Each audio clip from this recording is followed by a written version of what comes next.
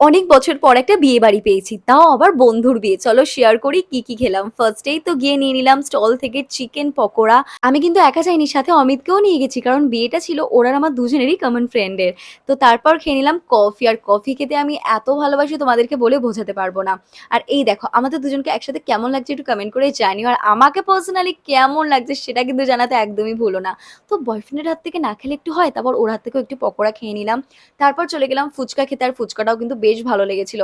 ফার্স্টে একটা অমিতকে এনে দিতে বলেছিলাম, খেতে ভীষণই ভালো ছিল, তাই জন্য আমি নিজেও ছুটে চলে গেছিলাম ফুচকা খাওয়ার জন্য। আর সবাই যা ডান্স করছিল, তো আমিও ফুচকা খেতে খেতে এখানে একটু ডান্স করে নিলাম। বেশি খাইনি, ওই 5টা মতো খেয়েছি, কারণ খেতে বসেও তো আবার খেতে হবে নাকি। তারপর ফুচকা টুচকা খেয়ে চলে গেলাম খেতে বসতে। এত কিছু খেয়েছি বলে একটু পেটটাকে ফাঁকা করার জন্য লেট করে খেতে বসেছিলাম ওই 12টার দিকে। আর মেনুতে ছিল ভাত, মাছের মাথার ডাল, আলুর চিপস। এগুলো পেলে আমার কিচ্ছু চাই না, সাথে বেগুনি ছিল। আর আমার না এই সব কটা রান্নার মধ্যে সবচেয়ে বেশি ভালো লেগেছে একটা রান্না, সেটা হচ্ছে এই দই কাতলাটা, যেটা খেতে ভীষণই টেস্টি ছিল। প্রত্যেক কটা রান্নাই ভীষণ ভালো হয়েছিল, কিন্তু দই কাতলাটা যেন আমার একটু বেশি ভালো লেগেছিল।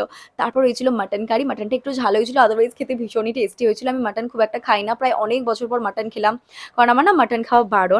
তো আমি বেশি খাইনি, 1-2 পিস মতো খেয়েছিলাম। সো এটাই ছিল, লাস্টে ছিল চাটনি পাঁপড় মিষ্টি, সেগুলো খাইনি বলে আর নেওয়া হয়নি। টাটা।